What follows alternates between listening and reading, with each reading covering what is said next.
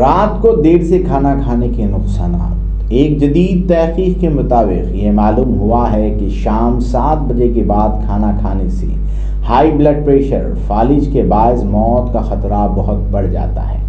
ماہرین نے خبردار کیا ہے کہ اگر رات کو دیر سے کھانا کھایا جائے تو اس کے نتیجے میں ہمارا جسم آرام کی کیفیت میں آنے کے بجائے رات بھر چوکنا رہتا ہے۔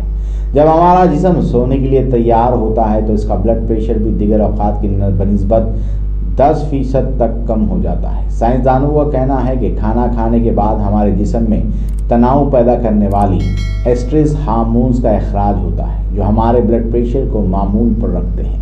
کھانے کے 2 گھنٹے بعد تک یہی کیفیت برقرار رہتی ہے، جس کے دوران یا تو ہمیں نیند ہی نہیں آتی اور اگر آتی ہے تو وہ بھرپور نہیں ہوتی۔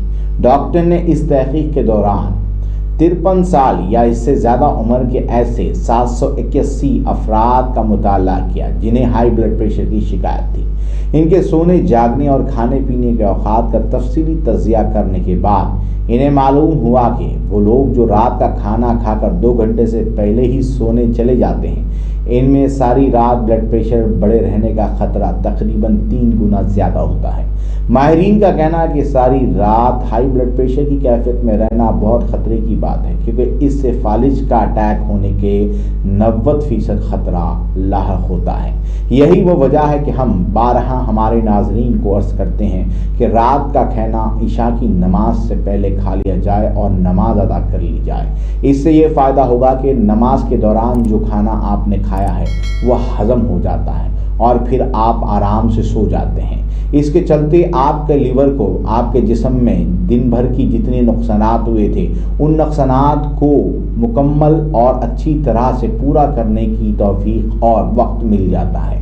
لیکن اگر آپ رات دیر گئے 12 بجے چکن سوپ، چکن بریانی اور اس طرح کے زہریلے کھانے کھائیں گے تو آپ کا جسم سوئے گا کب اور آپ کے لیور کو آرام کب ملے گا اور وہ کب آپ کے جسم کو مکمل طور پر ٹھیک کر پائے گا؟ یہ سب سے بڑا سوال ہے۔